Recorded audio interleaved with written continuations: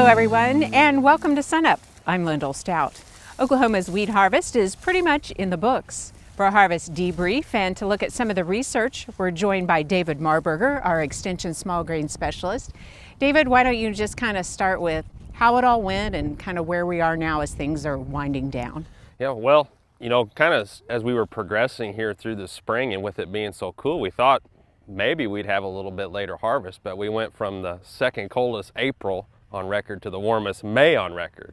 So even though we were behind developmentally, we really made up a lot of ground there, and actually harvest got started maybe on a more of a normal time, if not maybe just a little bit ahead of schedule. And with just the lower overall amount of acres to harvest this year due to abandonment, etc., harvest has gone pretty quickly. Overall, we had very early on, we had very good conditions to get the crop off. So just with that and with the lower amount of acres, we've really progressed harvest here quickly. And then now here towards the end of June, we've been starting to get some rains in some pockets that still need to get that weed out. But overall, we are on the downhill slide here towards the finish line with the 2018 wheat harvest. Of the wheat that has come into the elevator, what's been kind of the overall picture in terms of quality, yields, just in general in Oklahoma for producers? What are you hearing? So a lot of the yields kind of as expected, below average. A lot of reports in that 15 to 30 bushel range. Some coming in higher though. Those producers who were fortunate enough to catch a rain or maybe some time, other timely rains there in the spring, coming in with a little bit higher yield. A lot of elevators, you hear reports taking in a lot less grain than they normally do, as expected, even some as low as maybe 10 to 15% of what they normally do. So that kind of sums up kind of the yield there. The test weights overall have been pretty good throughout harvest. A lot of test weights coming in that 60 pound range plus.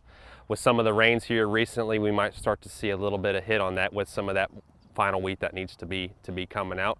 And as we've heard from Dr. Anderson the last couple of weeks, prices kind of started to rise at the right time as well.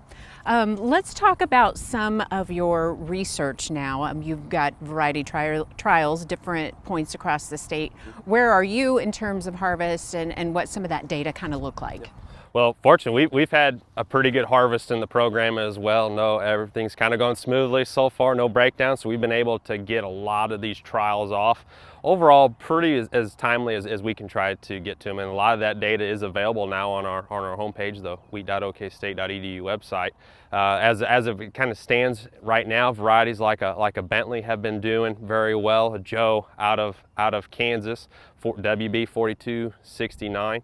As you move further north, varieties like SY Monument out towards northwest into the Panhandle, those that are adapted more for that area, like a Langan out of Colorado, the LCS Mint, those are the varieties that have been doing pretty well. So it's been pretty tough conditions overall. Those varieties that were able to make it through the drought, make it through those freezes, still be able to put on heads at the end of the day, and then still be able to finish given those pretty tough grain fill conditions that we went through in May. Those are the varieties that are really shining, at least in our variety trials. Well, these years, obviously are pretty crummy for growers, but they really give some insight for researchers, don't they? Mm-hmm. We can always learn something, even in a bad year. Okay. In a nutshell, how would you sum up harvest in a couple of words this year? How would I sum up harvest? Yeah. Overall, pretty smooth. Not quite what we were hoping in terms of yield, but the harvest itself, pretty smooth. You want to sum up the year in general, I'd probably describe it as tough. For a closer look at variety trial results from this year, go to sunup.okstate.edu. Now to another nearby research field and a rare glimpse of harvest by the Wheat Improvement Team, and very likely, OSU's Varieties of the Future. Today, at this moment, we are harvesting what's called head rows. It's about the halfway point of the breeding program. This is where we're starting to first really get the separate lines of wheat of where it's segregating.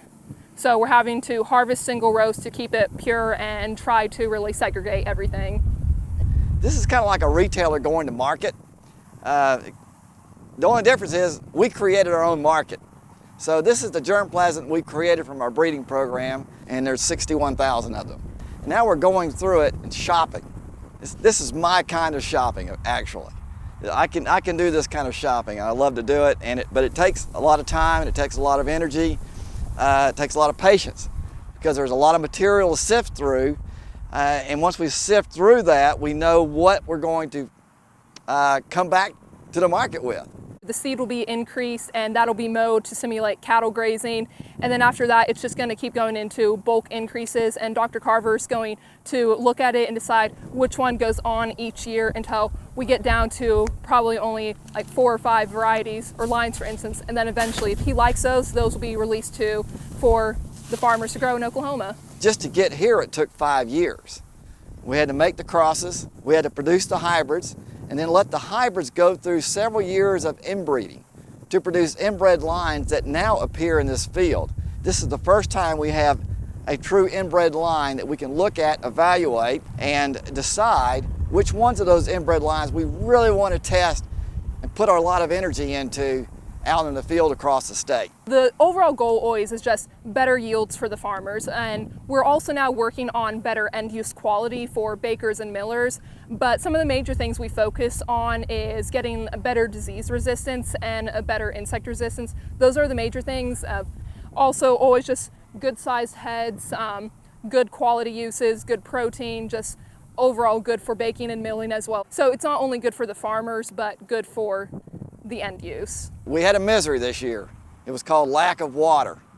And this crop also suffered from lack of water. And now we have that imprinted on this crop, on this set of germplasm that we can now select for better drought tolerance. So what was really a misery out in the state turned out to be an excellent opportunity for us to select varieties better adapted to these conditions.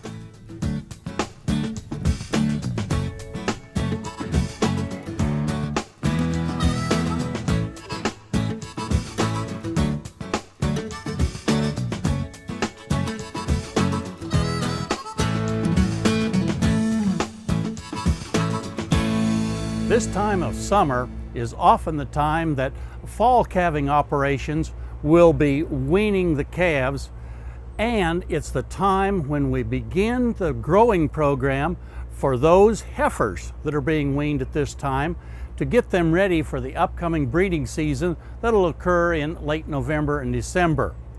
We, of course, have target weights that we're trying to get those replacement heifers to reach by the time the breeding season rolls around.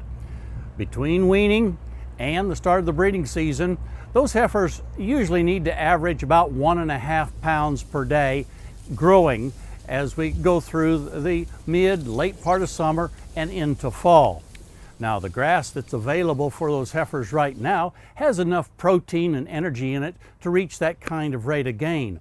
But as we continue through summer and we get more hot, dry days, and certainly as the warm season grasses, Bermuda grass and native grasses mature, then that protein content begins to fall off and we lose the kind of quality that we need to reach those average daily gains that are desired for those replacement heifers. Therefore, I would suggest that we consider for the last half of summer and into fall a protein supplement program for growing replacement heifers. And it's very, very similar to what we've talked about before for stocker cattle, the Oklahoma Gold program, which means that these heifers would receive 1 to 2 pounds of a high protein supplement on a daily basis. This high protein going into their rumen helps the microbial growth in the rumen so that those cattle can do a better job of digesting that average to lower quality forage that they have available in the last half of summer. As we're putting together that kind of growing ration for these heifers, that high protein ration, then I would consider including one of the ionophores. These are feed ingredients that basically are sold as either monensin or lasalicid. Either one of them will do a great job of helping those heifers as they go through that growing period. Those ionophores, those feed ingredients, are helpful from several standpoints. They will help the feed efficiency. In other words, getting a little more growth for the amount of feed that's available. Both of them are good at resisting coccidiosis. that disease that's especially a problem for young cattle. And finally, research out of Texas A&M a number of years ago, clear back in the 70s, has shown us that heifers that were receiving an ionophore in their growing program reached puberty on the average about 2 weeks earlier than did heifers that were fed similarly but did not receive the ionophore. And what that means is that we should have a little higher percentage of them cycling at the start of that breeding season in November. So if you're one of those that, as you're growing those replacement heifers, those fall-born replacement heifers this summer and fall, and you want the highest percentage possible cycling at the start of the breeding season, then I really suggest you visit with your feed dealer and put together a high protein supplement for those heifers, include one of the ionophores. I think you'll be very, very happy with the outcome in terms of the rate of gain, those heifers reaching their target weight to the start of the breeding season, and a high percentage of them cycling that you can get bred in that breeding season next fall. Hey, we look forward to visiting with you again next week on Sunup's Cow-Calf Corner.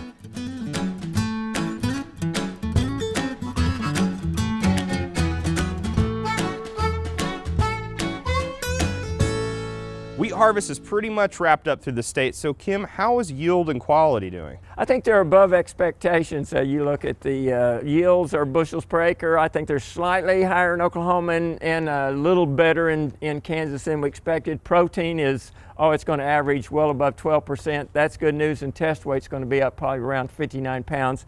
That's what the market's looking for. Is there any good news for wheat prices? Oh, a little good news. I think the prices are building a floor now. You know, we got those cash prices up around $5.50, $5.60. They've dropped off about $1. The basis, or that protein premium, is holding. You get the southern Oklahoma, it's around even for the basis, northern Oklahoma 25.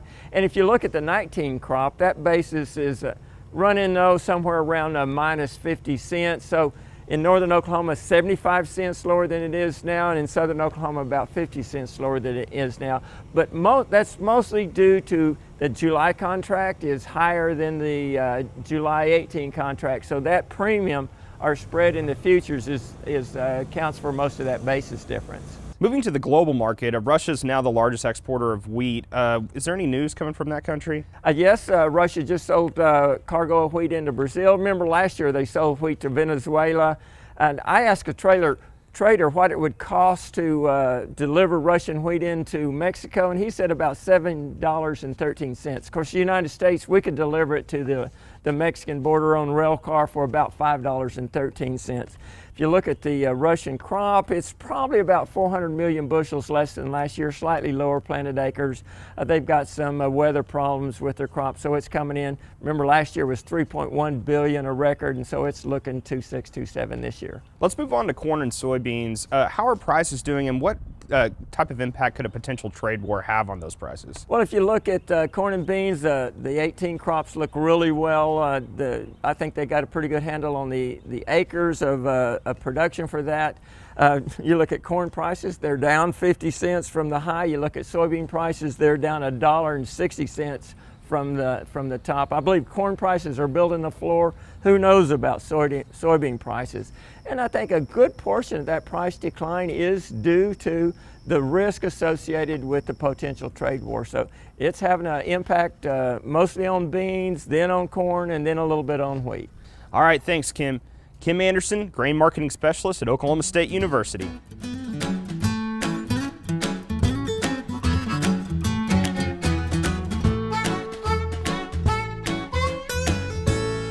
Dr. Justin Talley does an excellent job of informing all of us about horn flies, about the importance of controlling them, about the fact that they cost the cattle industry literally millions of dollars every year in loss in production and in control cost.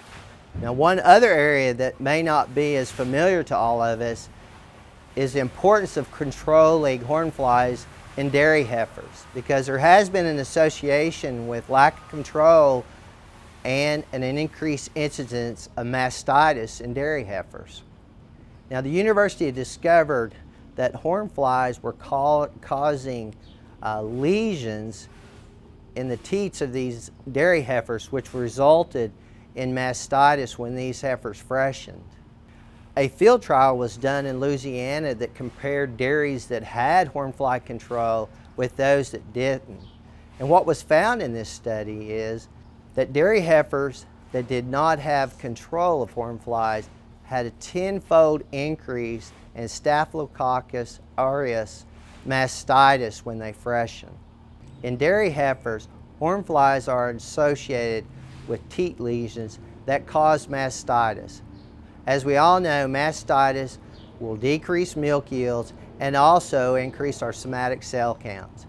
So it's very important that we take care of those dairy heifers as it relates to hornflies. If you'd like some more information about the association between hornflies and mastitis in dairy heifers, if you will go to sunup@okstate.edu.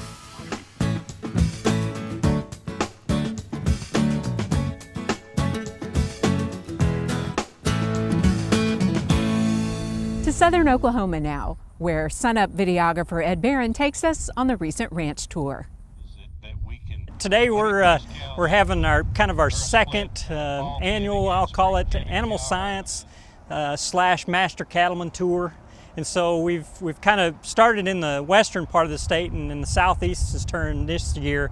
And so we've got 7 ranches. There'll be 4 today they'll tour and 3 tomorrow. We'll get to see some stocker operations. Today you're going to see a lot more of the cow-calf industry, but there's also kind of different perspectives on how they manage, say, like cool season forages and prescribed fire. We'll even see a ranch today that is utilizing the windmill technology on their ranch. So you're going to see a lot of different things, a lot of different terrain that you can't believe within maybe 2 counties that you would see this kind of difference. It's good for producers to get out and see, but it's also good for us to get out there and kind of bring the university to you kind of thing, but also see the producers that are kind of using some of the technology that we're talking about when we have a master cattleman course, and they get to see it firsthand instead of seeing it on some kind of PowerPoint. Simple things like how people do fencing or how they work their cattle. They can kind of take it home and maybe make some changes on their own operation based on what they see.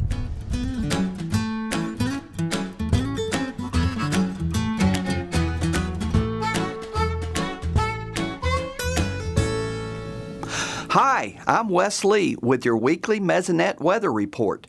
Last week, storms did more than give us some much-needed rains and heavy straight-line winds that damaged trees across the state. They also left behind some very high humidity levels. These relative humidities do more than give my wife a bad hair day. They make the felt temperature much higher on the heat index scale.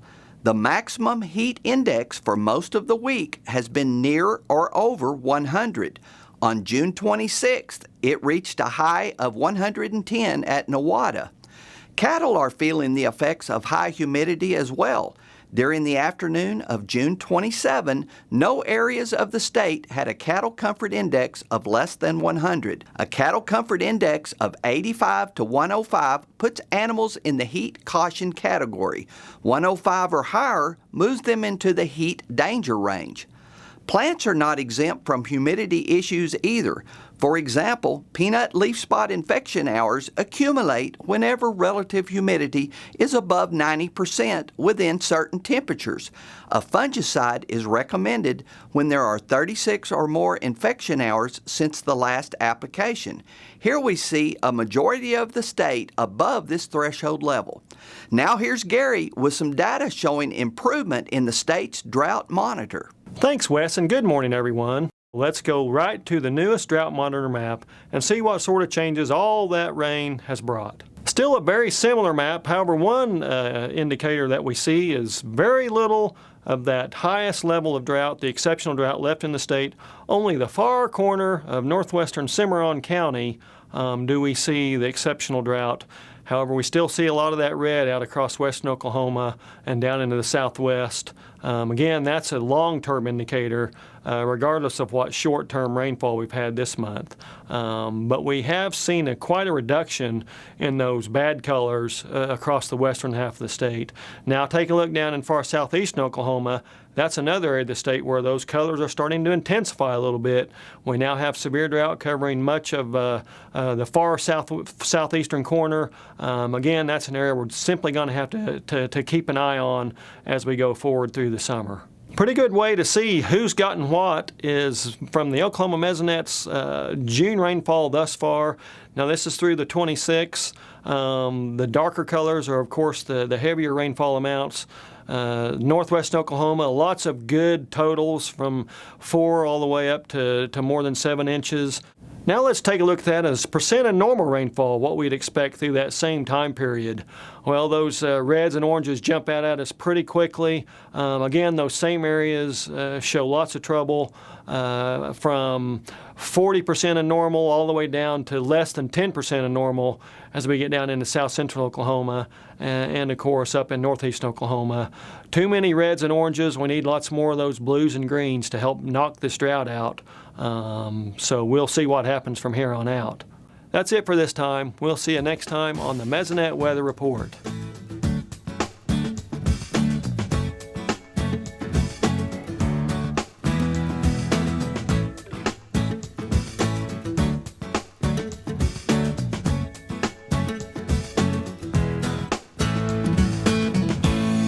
How much room do mushrooms need to grow? As much room as possible. In fact, mushrooms are a trend this year for 2018 and 2019. China is the #1 producer of mushrooms. The United States comes in second. Mushrooms are a trend for 2018 because they're so versatile. You're going to see them in drinks, soups, smoothies, tea, and they can also be pickled, brined, and braised. Mushrooms take on the flavor of about anything that you put them with. We'll see them in a lot of blended burgers and different meats as well. They're also high in vitamin B and D, low fat, low carb, high in fiber, and good for your mental health. The button mushroom is one of the most popular mushrooms and it consists of 90% of all mushrooms consumed in the United States. In fact, right here in Oklahoma, JM Farms produces 500,000 pounds of mushrooms per week. That's a lot of mushrooms. They are picked by hand and they have over 500 employees. They are also shipped to Arkansas, Texas, New Mexico, Kansas, Missouri, and Iowa. There are 30 species of mushrooms that actually even glow in the dark. The world's largest organism is also a fungi. In eastern Oregon, located in the Blue Mountains, there is a fungus that is considered to be the world's largest known organism and is believed to be over 2,400 years old and is 4 square miles large. So this year, try adding some mushrooms to any meal you have. For more information about the food industry, go to fapc.biz and download our app, or go to sunup.okstate.edu.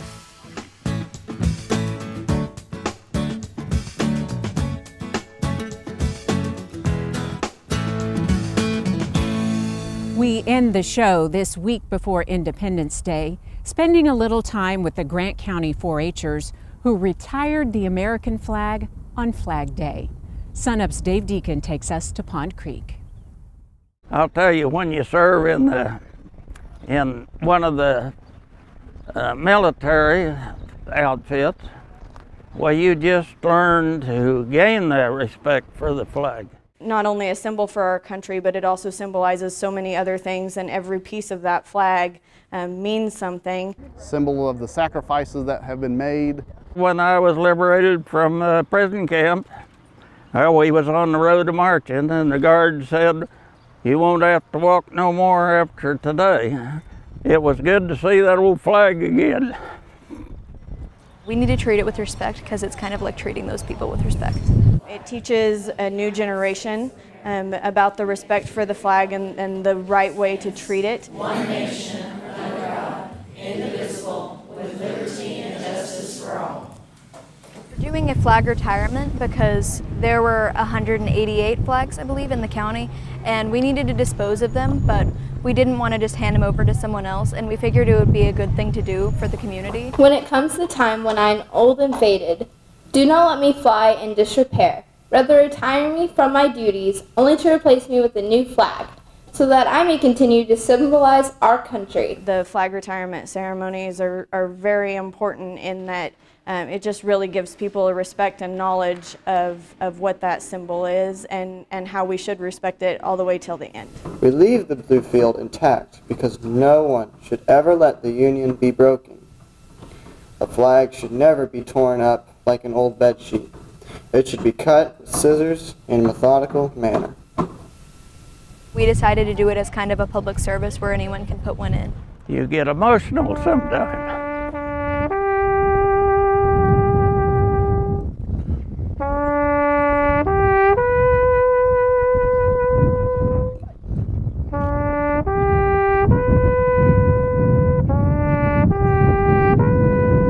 And we are here to sound live taps for any time anybody needs taps.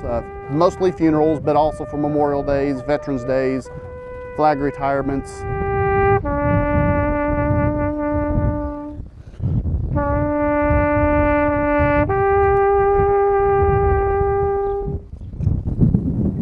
Why do you fly the American flag? Well, it's the greatest nation on earth. That's the reason. Always great to see young people serving their communities. And that'll do it for us this week. We certainly wish you and your friends and families a very safe and happy 4th of July. I'm Lyndall Stout. Have a great week, and we'll see you next time at Sunup.